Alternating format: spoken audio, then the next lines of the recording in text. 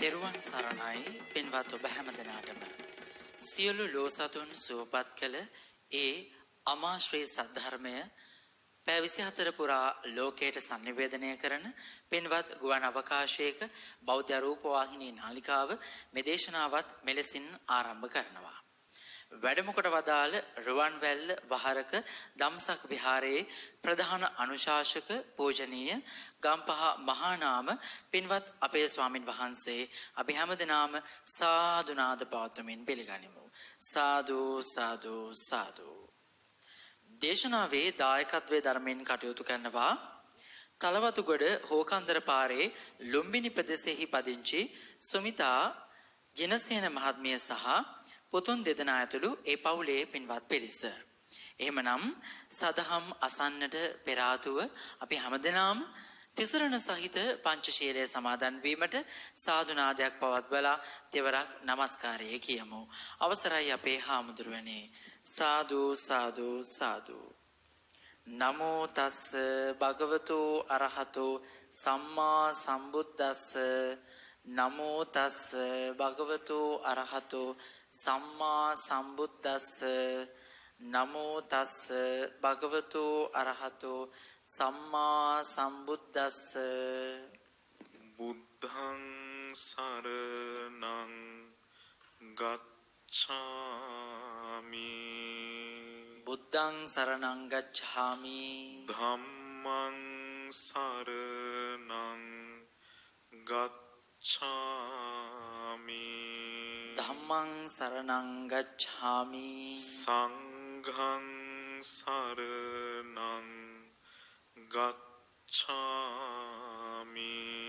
සංඝං සරණං ගච්ඡාමි. ဒုတိယံ පි බුද්ධං සරණං ගච්ඡාමි. ဒုတိယံ පි බුද්ධං සරණං ගච්ඡාමි.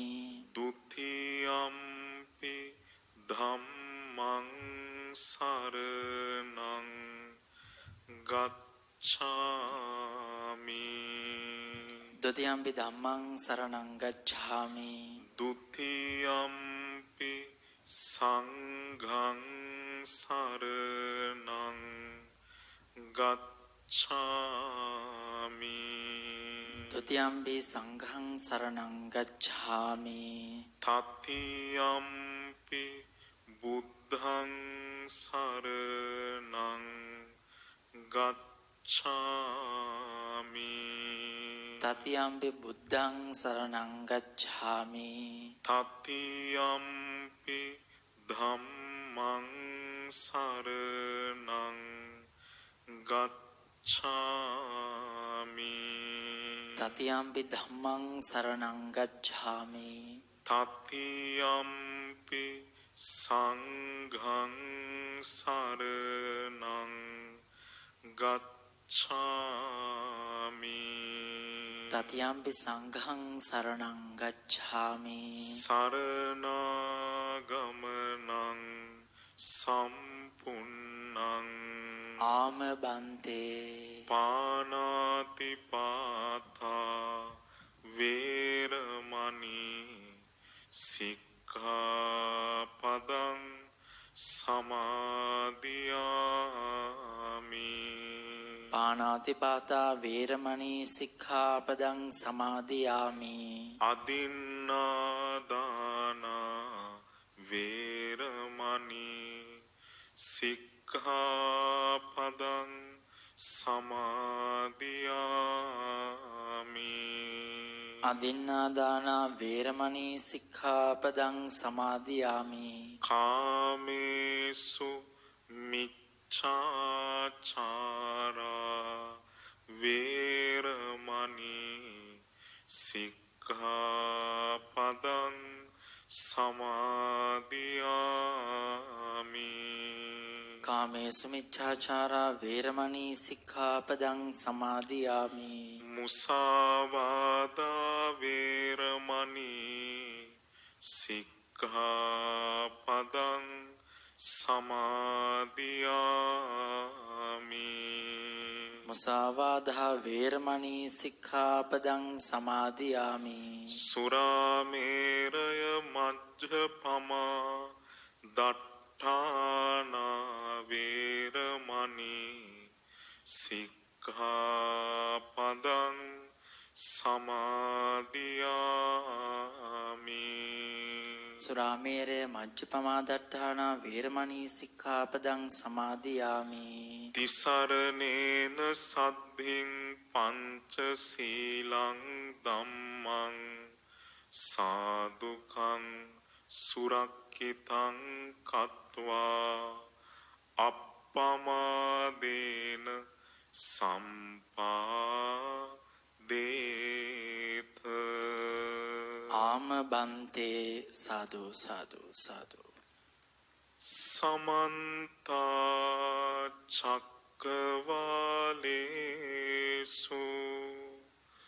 අත්‍රා ගච්ඡන්තු දේවතා සද්ධම්මං මුනි රාජස්ස සුනන්තු සග්ග මොක්ඛදං ධම්ම ශ්‍රවණ කාලෝ අයං භදන්තා. ධම්ම ශ්‍රවණ කාලෝ අයං භදන්තා. ධම්ම ශ්‍රවණ කාලෝ අයං භදන්තා. නමෝ තස්ස භගවතෝ අරහතෝ සම්මා සම්බුද්දස්ස. නමෝ තස්ස භගවතෝ අරහතෝ සම්මා සම්බුද්දස්ස.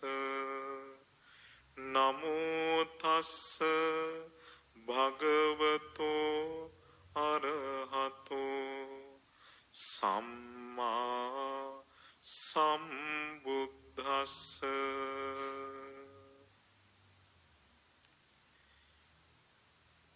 ගෞරවනීය මහා සංඝරත්නයන් අවසරයි. සදහවත් වාසනාවන්ත කාරුණික පින්වත්නි, අදත් ඔබ මේ සූදානම් වෙන්නේ බෞද්ධ රූපවාහිනියේ විකාශනය වන දායකත්ව ධර්මානුශාසනාවක් ශ්‍රවණය කරන්නයි. මේ සඳහා දායකත්වයේ දරන පින්වතුන් මැදිරියේ තන්පත්ව ධර්ම ශ්‍රවණය කරනෝ වගේම බෞද්ධ රූපවාහිනිය නරඹන ලක්වාසී ලෝවාසී දස දහස් ගණන් ජනතාව මේ සූදානම් වෙන්නේ භාග්‍යවතුන් වහන්සේ සසර දුකින් එතර වීම පිණිස මහා කරුණාවෙන් දේශනා කොට වදාළ උතුම් ධර්මයෙන් බිඳක් ශ්‍රවණය කරන්නයි.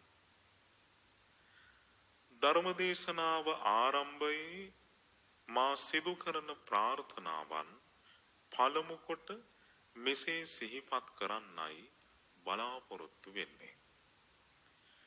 පළමු ප්‍රාර්ථනය නම් අදද මා මේ සිදු කරන උතුම් දම් දෙසුම ඔබ සෑම දෙනාටම නිවන් පිණිසම වේවා කියන උතුම් ප්‍රාර්ථනාවත් අපවත් වී වදාළ අතිපූජනීය දරණාගම කුසල ධම්ම නායක ස්වාමින් වහන්සේටත් අප විසින් රැස් කරන මේ සියලු පින් ලෞතුරු සම්බුද්ධ රාජ්‍ය පිණිසම උපනිශ්‍රය වේවා කියලත් සාදු කියා ප්‍රාර්ථනා කරමු. ඒ ප්‍රාර්ථනාවන් ඇතිව දැන් අපි සූදානම් වෙන්නේ ධර්ම ශ්‍රවණය කරන්නයි. අද දවසේ මේ ධර්ම දේශනාව සඳහා මා මාතෘකා කොට ගත්තේ සූත්‍ර පිටකයේහි අංගුත්තර නිකාය කියන උතුම් පොත් වහන්සේ තුල සඳහන් වන වටිනා බුද්ධ දේශනාවක්. මේ දේශනාවේ නම චලාභිජාති සූත්‍රය. කුමක්ද මේ දේශනාවේ නම? චලාභිජාති සූත්‍රය. ජාති කියලා කියන්නේ ඉපදීම. අභිජාති කියලා කිව්වේ විශේෂ උත්පත්තිය. ච කියලා කියන්නේ හයට. චලාභිජාති විශේෂ උත්පත්ති හයක් පිළිබඳව බුදුරජාණන් වහන්සේ වදාළ දේශනාව. එතකොට මේ දේශනාවේ විශේෂ උත්පත්ති කීයක් පිළිබඳව භාග්‍යවතුන් වහන්සේ උගන්වනවද? 6ක් පිළිබඳව. ඉතින් මේ දේශනාව වදාරන්නට හේතු වෙච්ච මූලික හේතුවක් තියෙනවා. ඒ කාරණා කීපයක් අපි දැනගෙනම මේ විශේෂ උපත් 6 පිළිබඳව සාකච්ඡා කරන්නයි බලාපොරොත්තු වෙන්නේ. පින්වතුනි, ඒ දිනවල භාග්‍යවතුන් වහන්සේ වැඩ සිටියේ රජගහ නුවර ගිජ්ජකූට පර්වතයේ. දිනක් භාග්‍යවතුන් වහන්සේ සමීපයට ආනන්ද ස්වාමින් වහන්සේ වැඩම කරලා බොහොම ආදරෙන් වන්දනා කරලා එකත් පස්ව වාඩි වුණා. වාඩි වෙලා භාග්‍යවතුන් වහන්සේට මෙන්න මෙහෙම කාරණාවක් ගැන කියා හිටිනවා. කුමක්ද? ස්වාමීනි, අර පූර්ණ කස්සප කියන කෙනා විශේෂ උත්පත්ති 6ක් පිළිබඳව මිනිස්සුන්ට කියාගෙන යනවා. කවුද මේ පූර්ණ කස්සප කියන්නේ? බුදුරජාණන් වහන්සේගේ යුගයේ ජීවත් වෙච්ච මිනිස්සුන්ට ගුරුවරයෙක් හැටියට පෙනී හිටපු කෙනෙක්. මිනිස්සුන්ව වැරදි අදහස් තුල පිහිටවපු කෙනෙක්. එහෙම අය 6 දෙනෙක් පිළිබඳව පින්වතුන් අහලා තියෙනවා. භාග්‍යවතුන් වහන්සේගේ කාලේ ගුරුවරු හැටියට පෙනීදලා මිනිස්සුන්ව රවට්ටපු අය. මිනිස්සුන්ව සතර අපායේ වැටෙන ස්වභාවයට මිනිස්සුන්ගේ ජීවිතවලට හානි කරපු අය. ප්‍රධාන වශයෙන් 6 දෙනෙක් හිටියා. ඒ අතර පූර්ණ කස්සප, මක්ඛලී ගෝසාල, පකුද කච්චායන, සංජය බෙල්ලට්ටිපුත්ත, අජිත කේස කම්බල, නිගණ්ඨ නාථ පුත්‍ර. මේ 6 දෙනා භාග්‍යවතුන් වහන්සේගේ කාලේ මිනිස්සුන්ට යම් අධර්මයක් ප්‍රකාශ කරපු අය, තමන්ට යම් ශ්‍රාවක පිරිසකුත් ගොඩනගාගෙන හිටියා.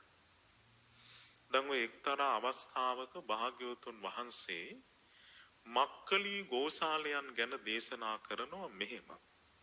මහණෙනි, ඔය මක්ඛලී ගෝසාල කියන පුද්ගලයාට මිනිසුන් රැවටෙන්නේ හරියට කෙමනකට මාළු අහු වෙනවා වගේ.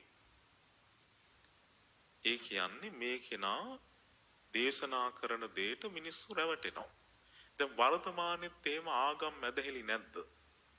මිනිස්සු නිකන් උඩ සෝබනේට එහෙම නැත්තම් සරල බවට රැවටෙන අය. දැන් වර්තමානයේත් නිවන නිකන් බොහොම හැල්ලුවට දේශනා කරන, බොහොම ලේසියෙන් නිවන් යන්න කියලා බුද්ධ දේශනාව බැහැර කරලා තමන්ගේ මතිමතාන්තර ඉදිරිපත් කරන අදහස් ඉදිරිපත් කරන උදවියට වර්තමාන මිනිස්සු රැවටෙන්නේ නැද්ද? බොහොම ලේසියෙන් අහු වෙනවා. ආන්නේ වගේ මෙහෙම නොයෙක් වැරදි අදහස් දර්ශන ඉදිරිපත් කරපු ගුරුවරු නැත්තම් ශාස්ත්‍රූවරු හැටියට පෙනී හිටපු අය එදත් හිටියා අදත් ඉන්නවා අනාගතෙත් පහළ වෙනවා. ඒ නිසා ඔබ සතුටු වෙන්න ඕන සසර ගමනේ පුණ්‍ය මහිමයකට සම්මාදිට්ඨිය ලැබලා තෙරුවන් සරණ ගිහිල්ලා භාග්‍යවතුන් වහන්සේ වගේ උත්තමේ සරණ යන්න ලැබීම ගැන. ඒ වෙනුවෙන් ඔබ සසරේ කරපු පින අනන්තයි අප්‍රමාණයි. සසරේ සම්මාදිට්ඨිය ප්‍රාර්ථනා කරගෙන ඔබ පින් කරපු අය ඒ නිසා තමයි මේ ජීවිතේ තෙරුවන් සරණ යන ලාභය ලැබුණේ. ඉතින් ආනන්ද ස්වාමින් වහන්සේ භාග්‍යවතුන් වහන්සේට ප්‍රකාශ කරනවා ස්වාමීනි අර පූර්ණ කස්සප කියන කෙනා විශේෂ උත්පත්ති 6ක් ගැන මිනිස්සුන්ට කියාගෙන යනවා. මොනවද ඒ උත්පත්ති 6? පළවෙනි එක තමයි මෙයා කියාගෙන යනවා කන්හාබි ජාති. කළු උපතක් ගැන මෙයා කියාගෙන යනවා. ඒ කළු උපත තමයි මෙයා ප්‍රකාශ කරන පළවෙනි එක. දෙවනි උපත තමයි මෙයා කියාගෙන යනවා නිල් පාට උපතක් ගැන. තුන්වෙනි එක රතු පාට උපත. හතරවෙනි එක කහ පාට උපත. පස්වෙනි එක සුදු පාට උපත. හයවෙනි එක පරම සුඛාපි ජාති. ඒ කියන්නේ විශේෂ සුදු උපතක් ගැන. පරම සුදු උපතක් ගැන මෙයා කියාගෙන යනවා. දැන් මෙයා උපත් කීයක් ගැන කියනවද? 6ක් ගැන කියනවා. ස්වාමීනි කළු උපත ගැන පූර්ණ කස්සප මෙන්න මෙහෙමයි කියන්නේ. මේ කළු උපතට අයිති අය තමයි එළුව මරණාය, ඌරු මරණාය, ඊළඟට හරක් මරණාය, මාළු මරණාය, ඊළඟට හොරු, ඊළඟට හොරුන්ව ඝාතනය කරන පිරිස, ඊළඟට හිරගෙවල් වල එහෙම නැත්නම් බන්ධනාගාරවල හිර වෙන්න සිද්ධ වෙච්ච පිරිස ආදී වශයෙන් මෙන්න මේ කාණ්ඩය අයිති කළු උපතටයි කියලා මෙයා කියාගෙන යනවා. ස්වාමීනි නිල් පාට උපත. ඒ කියන්නේ හරියට මේ කාලේ වගේ ඇඟේ දුවන්නේත් නිල් පාට. ආන්නේ නිල් පාට උපතට අයිති පිරිස තමයි මෙයා කියනවා ස්වාමීනි අධාර්මික විදියට හරි හම්බ කරගෙන කාලා බීලා ජීවත් වන ශ්‍රමණවරු. කර්මඵලයේ විශ්වාස කරන අය තමයි නිල් පාට උපතට අයිති පිරිස. තුන්වෙනි පිරිස තමයි රතු පාට උපත. රතු පාට උපතට අයිති වෙන්නේ නිගණ්ඨ පිරිසයි ඊළඟට එක සලුවක් අඳින නිගණ්ඨ පිරිසයි. දැන් වර්තමානයේ උනත් දඹදිව වන්දනාව කියපු පිරිස නිගණ්ඨ පන්සල් දැකලා ඇති. ඒකේ පන්සල් කොට්ටාස දෙකක් තියෙනවා ශ්වේතම්බර සහ දිගම්බර කියලා. ඒ කියන්නේ සම්පූර්ණයෙන්ම නිර්වස්ත්‍රව සිටින පිරිස සහ සුදු පාට සලුවක් පොරවන පිරිස. භාගතුන් වහන්සේ කාලෙත් වැඩි හිටියා වර්තමානෙත් ඉන්නවා ඉන්දියාවේ. ඒ අය සරණ ගියපු ශ්‍රාවක පිරිස ලක්ෂ ගාණක් ඉන්දියාවේ ඉන්නවා. එතකොට මෙන්න මේ රතු පාට උපතට අයිති වෙන්නේ නිගණ්ඨ පිරිසයි එක සලුවක් අඳින නිගණ්ඨයෝයි. දැන් මේ උපත් ගැන කියන්නේ කවුද? පූර්ණ කස්සප. ස්වාමීනි කහ පාට උපතට අයිති පිරිස තමයි ආජීවක පිරිසයි ආජීවිකාවෝයි. නෙවෙයි. කහ පාට උපතට අයිති පිරිස තමයි නිගණ්ඨයන්ගේ ශ්‍රාවක පිරිස. දැන් රතු පාට උපතට අයිති නිගණ්ඨ පිරිස එක සලුවක් තහත් සහ ඇඳුම් අඳින්නේ නැති. ඊළඟට කහ පාට පිරිසට අයිති අය තමයි ඒ නිගණ්ඨ පිරිස සරණ ගියපු ශ්‍රාවකයෝ. ඊළඟට සුදු පාට උපතට අයිති අය තමයි ආජීවකයෝයි ආජීවිකාවෝයි. අර පරම සුදු නැත්තම් අර ස්පෙෂල් සුදු කියන කොටසට අයිති පිරිස තමයි නන්ද ඊළඟට වච්ච කිස සංකිච්ච මක්කලී ගෝසාල කියන පිරිස තමයි උතුම්ම උපතට අයිති පිරිස කියලා ස්වාමීනි මෙයා මිනිස්සුන්ට කියාගෙන යනවා. ඉතින් භාග්‍යවතුන් වහන්සේ අහනවා ආනන්ද ඔය කියන කාරණාව මිනිස්සු ඔක්කොම පිළිගන්නවද? ස්වාමීනි එහෙම පිළිගැනීමකුත් නැහැ කිව්වා. එහෙම කිව්වා කියලා මිනිස්සු ඔක්කොම මේ කාරණාව පිළිගන්නේ නැහැ කිව්වා. භාග්‍යවතුන් වහන්සේ වදාලා ආනන්ද ඒක හරියට කෙනෙක් අකමැති දෙයක් බලෙන් දෙනෝ වගේ වැඩක්. උපමාවකින් කිව්වොත් භාග්‍යවතුන් වහන්සේ වදාලා ඔන්න මිනිස්සෙක් ඉන්නවා එයාට ඇඳිවතවත් නැති කන්න බොන්න නැති අතිශය දුප්පත් කෙනෙක්. ඉතින් මේ මිනිස්යාව කවුරු හරි එකතු කරගෙන ගිහිල්ලා මස් කුට්ටියක් දෙනවා. මෙන්න මේ මස් කෑල්ල කාලා අවසානයේ මෙච්චර මුදලක් බිල හැටියට ගෙවන්න ඕන. භාග්‍යවතුන් වහන්සේ වදාලා ආන්න එහෙම වැඩක් කිව්ව ඔය පූර්ණ කසව කරන්නේ.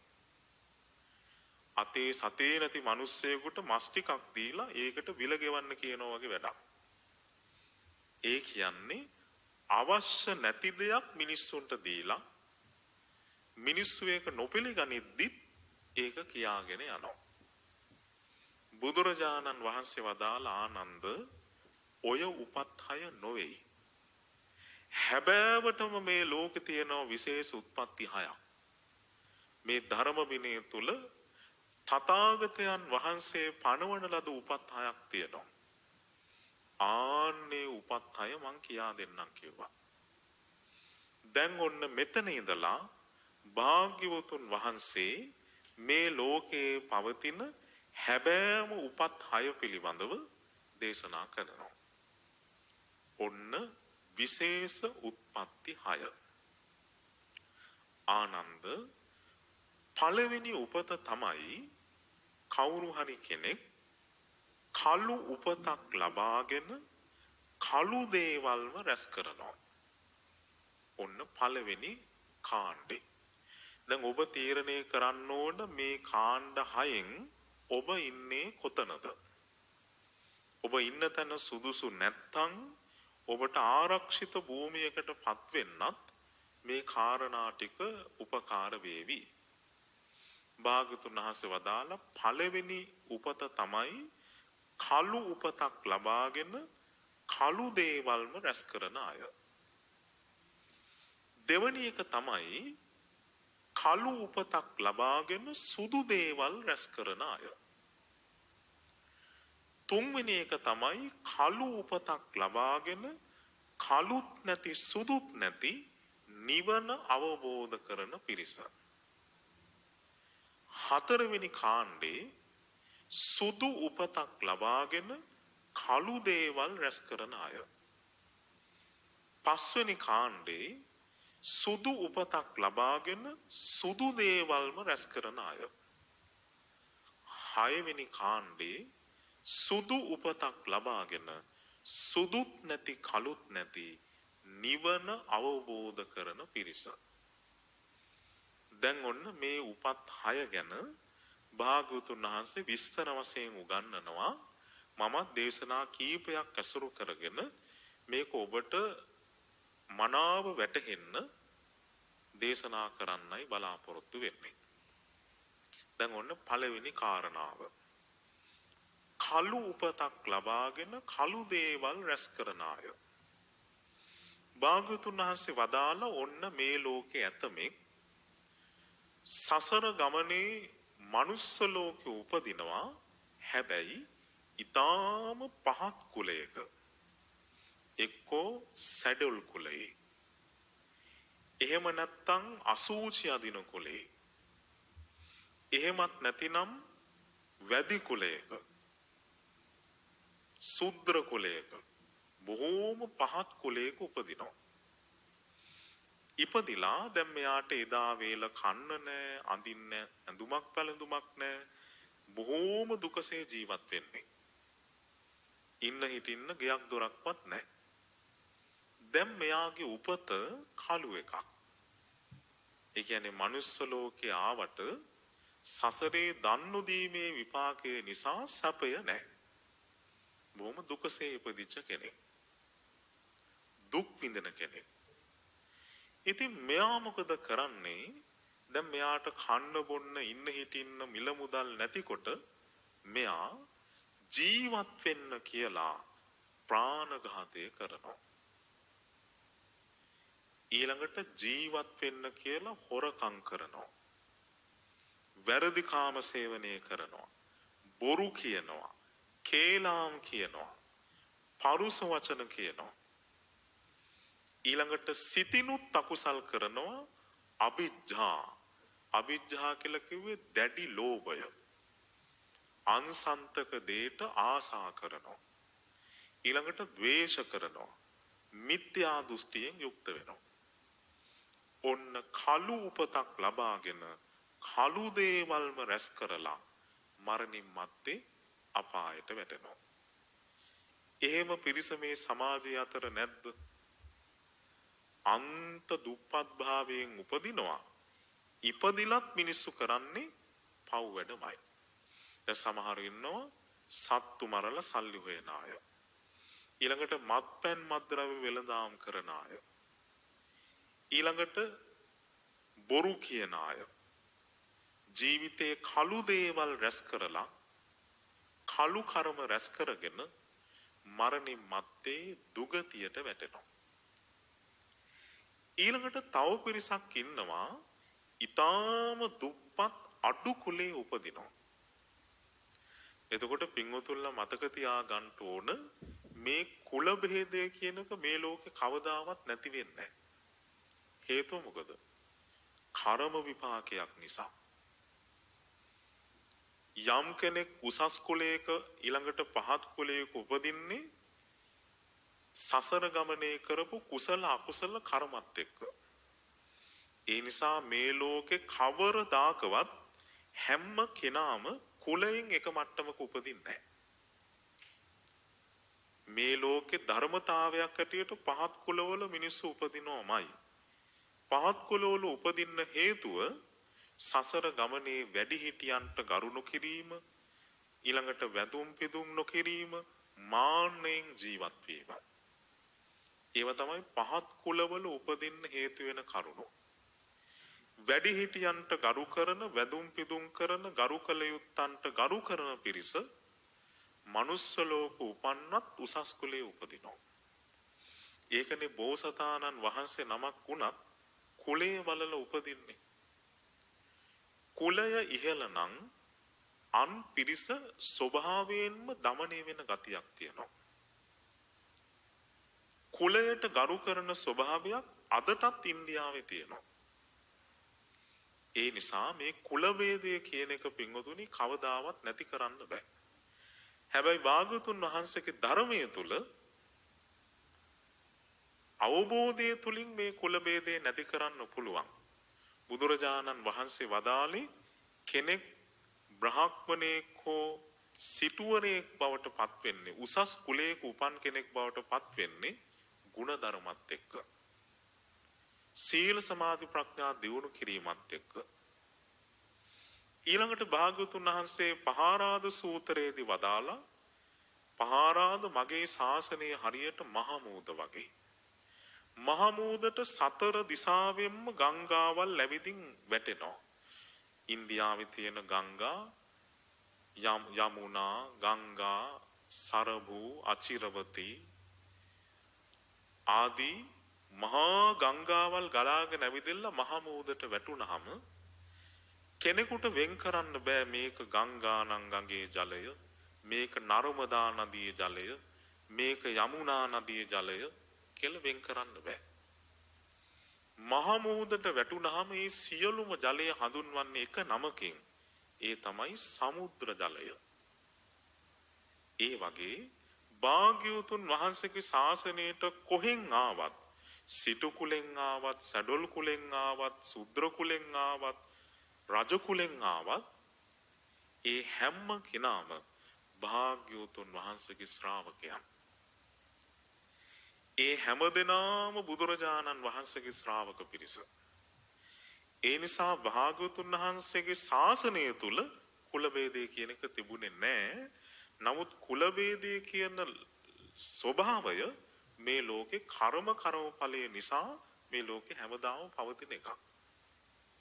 හැබැයි භාග්‍යවතුන් වහන්සේගේ ධර්මයේ තුල, ශාසනය තුල කුලයට කිසි තැනක් නැහැ, කුල ભેදයක් නැහැ. හැම කෙනාටම භාග්‍යවතුන් වහන්සේ එක වගේම සැලකුවා. ඒ නිසා පින්වතුනි, ඔබ තේරුම් ගන්න ඕන, ඔන්න පිරිසක් ඉන්නවා කළු උපතක් ලබාගෙන කළු දේවල් රැස් කරන අය. තව පිරිසක් ඉන්නවා කළු උපතක් ලබාගෙන සුදු දේවල් රැස් කරන අය. ඒ කියන්නේ අන්ත දුගී දුප්පත් වෙලා උපදිනවා. හැබැයි යා කන්න නැතත් ප්‍රාණඝාතය කරන්නේ, හොරකම් කරන්නේ, වැරදි කාම සේවනය කරන්නේ, බොරු කියන්නේ නැහැ. කොහොම හරි සිල්පද ටික රකින්න. දැන් බලන්න, සුනීත ගත්තොත්, සුනීත කියන මේ පුංචි දරුවා අසූචි අදින කුලයේ තමයි ඉපදුනේ. ඒ කියන්නේ ඉස්සර ඉන්දියාවේ වැසිකිළිවල පෝච්චි තිබුණේ නැහැ. බාල්දි තමයි තියෙන්නේ. එතකොට මේ බාල්දිය පිරුණහම ඒව අස් කරන්න වෙනම පිරිසක් හිටියා. ඒ පිරිස අසූචි අදින කුලේ. ඉතින් මේ අසූචි බාල්දි කදේ බැඳලා කරේ තියාගෙන යනකොට මේ අය සීනුවක් නාද කර කර යන්නේ. ඒ සීනුව නාද කරනකොට පාර දෙපසේ ඉන්න මිනිස්සු හැංගෙනවා, ඈත් වෙනවා. හැබැයි මිනිස්සු දන්නේ නැහැ මේ තමන්ගේම අසූචි ගෙනියන්නේ කියලා. දවසක් මේ සුනීත කියන පුංචි දරුවා අසූචි කදෙත් උස්සගෙන සීනුව නාද කරමින් යද්දී භාග්‍යවතුන් වහන්සේ සවනක් ගන බුදුරස්මාලා විහිදුවමින් මහා කරුණාවෙන් සංඝ පිරිස පිරිවරාගෙන ඉදිරියේ වඩිනවා. මේ දරුවට මොනවා හිතෙන්නේ නැද්දනේ? මේ සක්විති රජ වෙන්න හිටපු කුමාරයෙක්, රජ කුලයේ උත්තමයෙක් මේ තමන් ඉස්සරහට එන්නේ. බය වුණ පාර කානුවට බැහැලා අසූචි කදේ පැත්තකින් තියලා දන ගහලා වැඳගත්තා. භාග්‍යවතුන් වහන්සේ මේ දරුවා ළඟ නැවතුණා. නැවතිලා අහනවා, පුතේ නරක දොයේ රස්සාව අතහැරලා අපිත් එක්ක ඇවිදින් මහාන වුණා නම් කොහොම සතුටක් හිතෙන්නේ නැද්දනේ? රජ කුලයේ ඉපදිච්ච මහා උත්තමයෙක් තමන් ළඟ මහාන වෙන්න කියලා ආරාධනා කරද්දී කොච්චර ගෞරවයක් ඇති වෙන්නේ නැද්ද? අනේ එහෙමයි ස්වාමීනි කියලා පස්සෙන් ඇවිදින් මහාන වුණා. ඊටාම සුළු කාලෙකින් අවුරුදු 7-8 දිම අරහත්වයටපත් වුණා. ආන්න බලන්න, කළු උපතක් ලබා ගත්තත් සුදු දේවල් දියුණු කරන අය, ජීවිතේ අන්ත දුගී දුප්පත් පාවෙන් ඉපදුනත් ජීවිතේ ගුණධර්ම වඩන අය වර්තමාන සමාජය තුලත් එහෙමයි ඉන්නවා. මට දවසක් හිඟන මිනිස්සෙක් ගැන දැනගන්න ලැබුණා.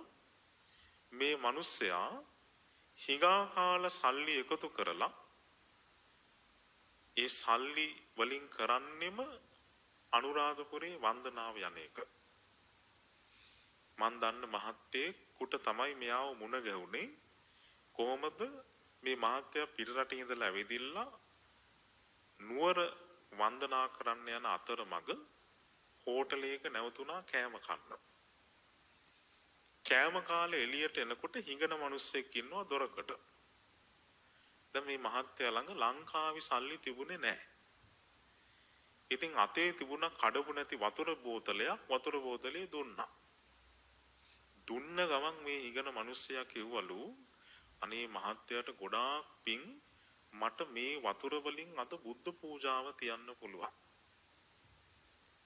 ඒව කියපු ගමන් අර මහත්තයා ගැස්සිලා බැලුවලු මේ අමුතු જાතිය කෙනෙක්. මහා ශ්‍රද්ධාවක් තියෙන කෙනෙක් කියලා කතා බහ කළාම මෙයා හැමදාම හිඟා කාලා ඒ ලැබෙන දෙයින් බුද්ධ පූජාව තියනවා. මේ මහත්තයා මොකද කළේ? මෙයාට කන්න බොන්නත් තරම් දීලා ඇඳුම් පැළඳුනුත් තරම් දීලා ධර්ම දේශනාවක් තිබුණා. ඒ ධර්ම දේශනාවටත් ආරාධනා කළා. ඉතින් හොයලා බලපුවාම ඒ හිඟා කන්න සල්ලි වලින් මෙයා කරන්නේ පින්කම් කරන එක. ඊළඟට මහසෑය වඳින්න යනවා මාසකට දෙවතාවක්. අඩු ගානේ රස්සාවක් කරන ඔබ දෙපාරක් යනවා අනුරාධපුරේ. ඒකට සද්ධාවක් තියෙන්න එපයි. මේ හිඟන මිනිස්සයා හිඟා කාලා අඩුම මාසකට දෙපාරක් හෝ තුන් පාරක් මහසෑය වඳින්න යනවා. කළු උපතක් ලබා ගත්තත් සුදු දේවල් රැස් කරන අය. මරණින් මත්තේ දිව්‍ය ලෝක උපදින අය. පින් කුසල් රැස් කරන අය. ඊළඟට පොයේ දවසට උපෝසතේ රකින්න. ඒ විතරක් නෙමෙයි. ඒ මහත්තයා රට යන්න කලින් ඒ හිඟන මිනිස්සයව බලන්න ගියා. බලන්න යනකොට සාමාන්‍යයෙන් හිඟා කන කඩේ ළඟ මෙයා නැහැ. එතන හිටපු අනිත් කෙනෙක්ගෙන් අහුවාම කිව්වලු දැන් මේ මෙතන ඉඳලා ගියයි කියලා. යනකොට මෙයා පාරායිනේ වාඩි වෙලා කෑම කනවා. අර මහත්තයා ගිහිල්ලා ඇහුවලු මොකද අද රස්සාව කරන්නේ නැද්ද? නෑ මහත්තයා මං එතන ඉඳලා ආවේ මට අද දවසේ යැපෙන්න ආහාර මුදල් ලැබුණා. ඒ නිසා මං එතනින් ආවා. මම එතන තව ඉන්නවයි කියන්නේ තව කෙනෙකුට ලැබෙන්න තියෙන දෙයක් තමයි නැති වෙන්නේ. ඒ නිසා මං ආවා කිව්වලු. ඔන්න මිනිසුන්ගේ ගුණ. හිඟා කෑවත් මනුස්සකම් තියෙන මිනිස්සු. ජීවිතේ ගුණධර්ම තියෙන අතහැරීම තියෙන මිනිස්සු මේ වර්තමාන සමාජය තුලත් ඉන්නවා. කළු උපතක් ලබා ගත්තත් සුදු දේවල් රැස් කරන අය. ඊළඟට මම අර කලින් කියපු සුනීත මහරහතන් වහන්සේ වගේ කළු උපතක් ලබා ගත්තත් සුදුත් නැති කළුත් නැති නිවන අවබෝධ කරන පිරිසකුත් මේ ලෝකේ ඉන්නවා. ඒ කියන්නේ දිව්‍ය ලෝක උපදින ස්වභාවයෙන් නවතින්නේ නැතුව එක්ක මහාන වෙලා බණ භාවනා කරලා විදර්ශනා ප්‍රඥාව දියුණු කරලා රහත් වෙන අය. මාර්ගඵල ලබන අය. බුදුරජාණන් වහන්සේ කාලේ හිඟන මිනිස්සු කොච්චරනම් මාර්ගඵල ලැබුවද? දවසක් එක හිඟන්නියක්. හිඟා කකා යනකොට දකින්නවා පිරිසක් ගොන්නට එකතු වෙලා මොනවද බෙදනවා. බලපුවාම මේ විහාරයකට භික්ෂුණී ආරාමයකට දානයක් දීලා ඉතුරු ආහාර යාචකයන්ට බෙදනවා. මේ ආච්චි අම්මා කල්පනා කළා මහාන වුණා නම් හැමදාම හොදට කන්න පුළුවන්. ඒ නිසා මේ දුක් විඳින්න ඕන නෑනේ කියලා මෙයා මොකද කළේ? මට මතක විදිහට උත්පලවන්නා රහත් භික්ෂුණීන් වහන්සේ වැඩ හිටපු මේ ආරාමේ මහාන වුණා. එතකොට මහාන වුණේ මාර්ගඵල ලබන්නද? කන්න. දැන් දානශාලාවේ වාඩි වෙලා ඉද්දී අර රහත් භික්ෂුණීන් වහන්සේ ධර්ම දේශනා කරනවා. මොනවද කියන්නේ? දිවට ඇලෙන්න එපා. දිවට දැනෙන රසයට බැඳෙන්නත් එපා. දිවයි රසයයි විඥානය එකතු වෙලා ස්පර්ශ ප්‍රත්‍යයෙන් තමයි විදීම හටගන්නේ. ඒ නිසා මේ සැප මිදීම తాවකාලිකයි. අනිත්‍ය වශයෙන් දකින්න. ඊළඟ ආහාරේ පටික්කුල සංඥාව උගන්වනවා, විදර්ශනාව ගැන උගන්වනවා. දැන් මේ කන්න මහාන වෙච්ච භික්ෂුණියට මේක ඇහුණා. ඇහුණාම කල්පනා කළා ඇත්ත නේනම් මම මේ මෝඩකමට බැඳිලා තියෙන අනිත්‍ය වූ රසයකටනේ. අනිත්‍ය වූ දිවට, අනිත්‍ය වූ ස්පර්ශයට, අනිත්‍ය වූ විදීමකටනේ. ඒ නිසා කොච්චර ලාමකයිද කියලා විදර්ශනා ප්‍රඥාව දියුණු කරලා දාන ශාලාවෙන් මාර්ගඵල ලැබුවා.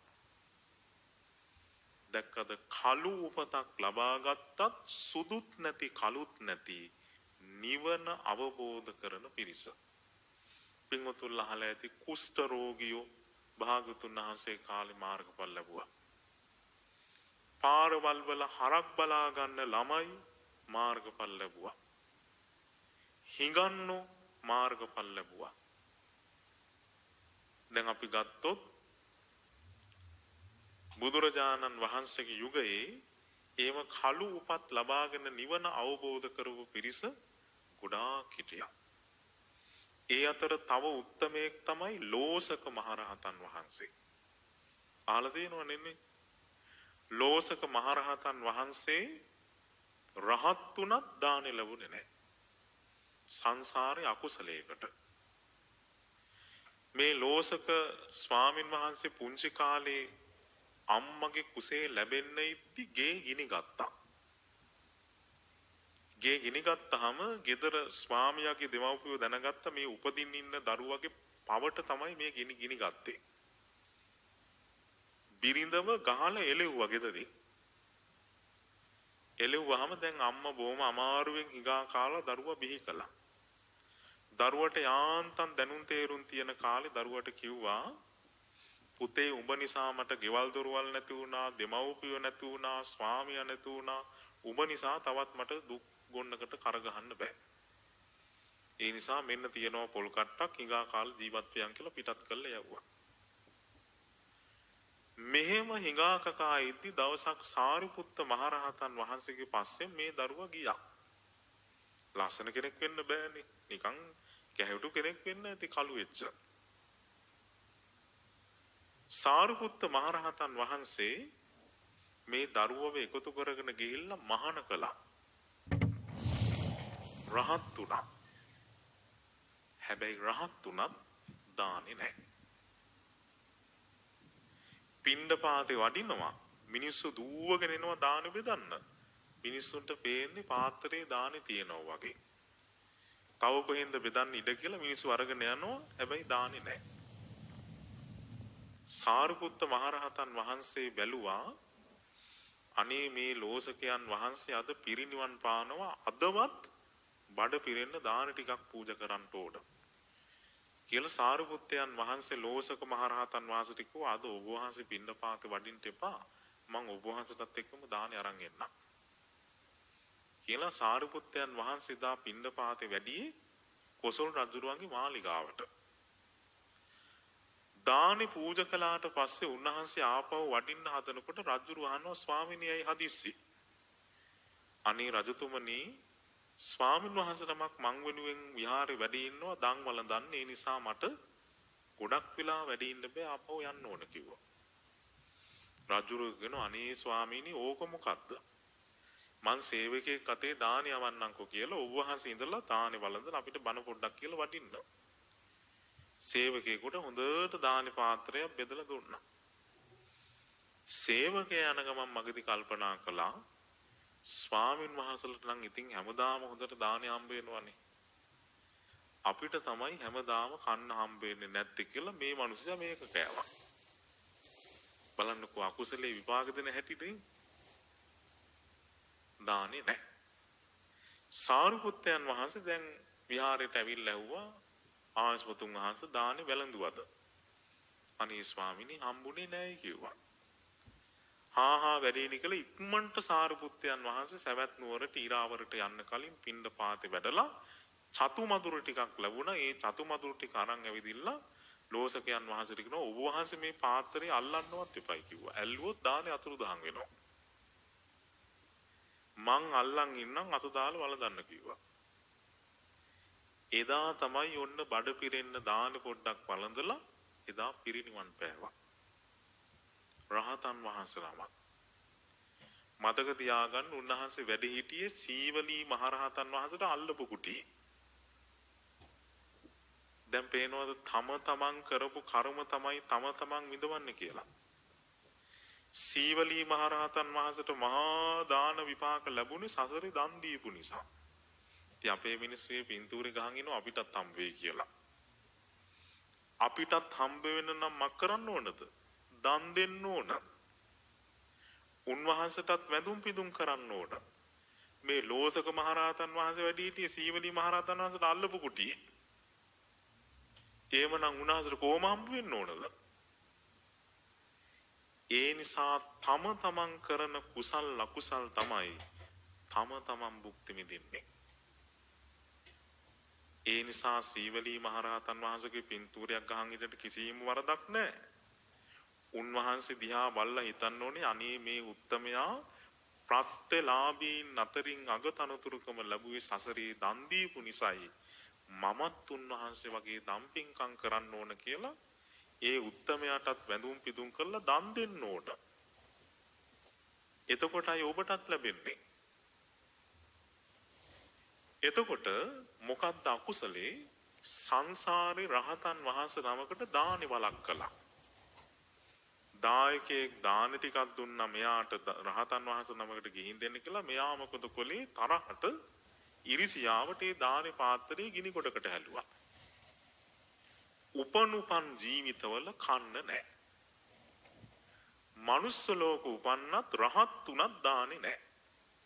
බලනකො කර්මයේ ස්වභාවයනේ. හැබැයි කළු උපතක් ලබා ගත්තත් වාසනාව මොකද්ද? කළුත් නැති සුදුත් නැති නිවන අවබෝධ කළා. සසරින් එතර වුණා. ඊළඟට සුදු උපතක් ලබාගෙන කළු දේවල් රැස් කරන අය. ඒ කියන්නේ හොඳට සල්ලි භාග ඇතුව උසස් කුලවල රජ කුලවල උපදිනවා. හරියට කරන්නේ පව් වැඩ. ප්‍රාණඝාතය කරනවා, හොරකම් කරනවා, හරියට වර්තමානයේ මැති ඇමතුරු වගේ. මොකක් හරි සසරේ පිනකට හොඳ උපතක් ලැබිලා තියෙනවා. ඒ වුණාට රැස් කරන්නේම අකුසල. දස අකුසල්ම රැස් කරගෙන සුදු උපතක් ලබා ගත්තත් කළු දේවල් රැස් කරලා මරණින් මත්තේ අපායට යනවා. තව පිරිසක් ඉන්නෝ සුදු උපතක් ලබාගෙන සුදු දේවල් රැස් කරන අය. ඒ කියන්නේ හොඳට සල්ලි භාගයතු උපදිනවා. ඒ අය ඒ සල්ලි වලින් මාන්නයක් හදාගන්න නැතුව සල්ලි වලින් පව් කරන්න නැතුව පින් කරනවා. එහෙමයි වර්තමානයේ ඉන්නවා. දැන් අපි දන්න සමහරු පවුල් ඉන්නෝ කොළඹ ඉන්න අය. ගෙදර ඉන්න පවුලේ අය ඔක්කොම පොය දවසට උපෝසතේ සමාදන් වෙනවා. සමහරවිට හොඳ හෝටලයකින් කෑම ඕඩර් කරලා ගෙදරට ගෙන්න ගන්නවා. ගෙදර ඉන්න අය ඔක්කොම හොඳට බණ භාවනා කරනවා. එහෙම සුදු උපතක් ලබාගෙන සුදු දේවල්ම රැස් කරන අය. දස අකුසලේම වළකින අය. මිල මුදල් ඇතුව ඉපදිලා ලස්සන රූප සම්පත්තියක් ඇතුව ඉපදිලා උසස් කුලවල ඉපදිලා පින් කරන අය වර්තමානයේ නම් හරිම අඩුයි. ගොඩාක් අය සල්ලි වලින් මත් වෙලා රූපයෙන් මත් වෙලා පව් තමයි රැස් කරන්නේ. ඊළඟට 6 වෙනි පිරිස තමයි සුදු උපතක් ලබාගෙන සුදුත් නැති කළුත් නැති නිවන අවබෝධ කරන අය. භාගතුන් වහන්සේ කාලේ ගත්තොත් ඔය භග්දිය කුමාරයා වගේ අය, නන්ද කුමාරයා වගේ අය රජ කුලයේ අය. රජ වෙන්න හිටපු අය. එහෙම රජ වෙන්න හිටපු පිරිස රජකම අතහැරලා මහානූප සම්පදාව ලබන රහත් වුණා. වර්තමානෙත් ඉන්නවා මේ ශාසනයේ මහාන වෙනවා හොඳ මිල මුදල් තියෙන පවුල් වල දරුවෝ. හොඳ උගත් ඊළඟට හොඳ රූප සම්පත්තිය තියෙන හොඳ ඥාති පරපුරක් ඉන්න උසස් කුලවල යාන වාහන හොඳට පරිහරණය කරපු. දැන් අපි දන්න ස්වාමීන් වහන්සේ නමක් ඉන්නවා මේ ලංකාවේ කැලේ පිටරට ස්වාමීන් වහන්සේ නමක්. උන්වහන්සේ අවුරුදු දැන් 20-30 ගණනක් ලංකාවේ උන්වහන්සේගේ තාත්තා එහි ඩෙන්මාර්ක් රටේ ලොකු ව්‍යාපාරිකයෙක්. ඒ තාත්තා උපන් දිනයකට අරන් දීලා තියෙන හෙලිකොප්ටර් එකක්. ඒ සියල්ලම අතහැරලා ඇවිදින්න මෙහි කැලෑවල පින්ඩ පාත කරගෙන භාවනා කරනවා. අපේ මිනිස්සු සමහර විට පොයට සිල් ගන්නවත් හිතක් කැමැත්තක් නැහැ. මේ පිට රටවල් වල ඉන්න පිරිස ඒ සියලු දේ අතහැරලා ඇවිදින්න මේ උදකලාව බණ භාවනා කරගෙන ධර්මයේ දියුණු කරනවා. සසරින් එතර වෙන්න. දැන් මෙතනදී අපි තේරුම් ගන්න ඕන ප්‍රධාන කරුණක් තියෙනවා. ඒ මොකක්ද? උපත කළු වුණත් උපත සුදු වුණත් ඒ දෙපිරිසටම පුළුවන් නිවන් දකින්න. ඒක බොහොම වැදගත් දෙයක්. ඒ කියන්නේ කෙනෙක් දුප්පත් වෙලා පහත් කුලයක කන්න බොන්න නැහැ කියලා නිවන් දකින්න බැරි කමක් නැහැ. උසස් කුලයක පුදුනත් නිවන් දකින්න පුළුවන්. උපත සුදු වුණත් උපත කළු වුණත් ඒ දෙන්නටම පුළුවන් සුදුත් නැති කළුත් නැති නිවන අවබෝධ කරගන්න. එහෙනම් සන සම්පත්තිය ලැබුණු ඔබට නිවන් දකින්න පින් මදි නැහැ. ඔබට පින් තියන අය. දැන් මෙතන ඉන්න කවුරුවත් අතට බත් පිඟාන ගත්තාම අතුරුදහන් වෙන තරම් අකුසල් කරපු අය නෙවෙයිනේ. ඒ කියන්නේ සසරේ යම් මට්ටමකට දන් දීපු අය. පින් කරපු අය. හොඳ මනුස්ස ජීවිතයක් ලැබිලා තියෙනවා, හිතන්න පුළුවන්කම තියෙනවා, කල්යාණ මිත්‍ර සම්පත්තිය තියෙනවා, ෂණ සම්පත්තිය තියෙනවා. එහෙනම් ඔබ මහන්සි ගත්තොත් ඔබට නිවන් දකින්න පුළුවන්මයි. හැබැයි ඔබ ඒකෙන් ප්‍රයෝජනයක් ගන්න ඕන. දැන් ඔබ තීරණය කරන්න ඕනි මම කොතනද ඉන්නේ? මම කළු උපතක් ලබාගෙන කළු දේවල් රැස් කරන කෙනෙක්ද? කළු උපතක් ලබාගෙන සුදු දේවල් රැස් කරන කෙනෙක්ද? නැත්නම් සුදු උපතක් ලබාගෙන කළු උපතක් සකස් කරන කෙනෙක්ද? නැත්නම් සුදු උපතක් ලබාගෙන සුදු දේවල් රැස් කරන කෙනෙක්ද? නැත්නම් සුදු හෝ කළු උපතක් ලබාගෙන නිවන් දකින්න මහන්සි ගන්න කෙනෙක්ද? මෙතන වැදගත්ම දේ නිවන් දකින්න එක. සසර දුකින් එතර වෙන එක. ඒ නිසා මං හිතන්නේ මේ ලංකාවේ ඉපදිච්ච ඔබ මේ ශාසනයේ සරණ යන්න ලැබුණු ඔබ නම් හැබෑවටම සුදු උපත් ලබා ගත්ත අය. ඒ සුදු උපතෙන් ප්‍රයෝජනයක් ගන්න.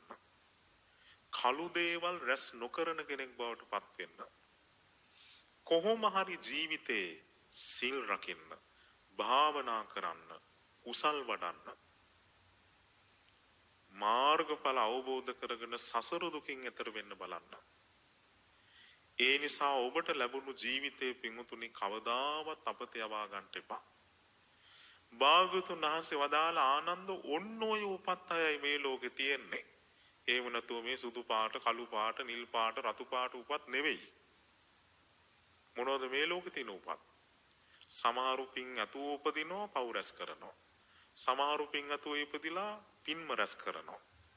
සමහරු පින් ඇතුව හරි නැතුව හරි උපදිලා නිවන් දකිනවා. ඒ නිසායි මං කිව්වේ අර අසූචි අදින කුලයේ දරුවටත් රහත් වෙන්න පුළුවන්.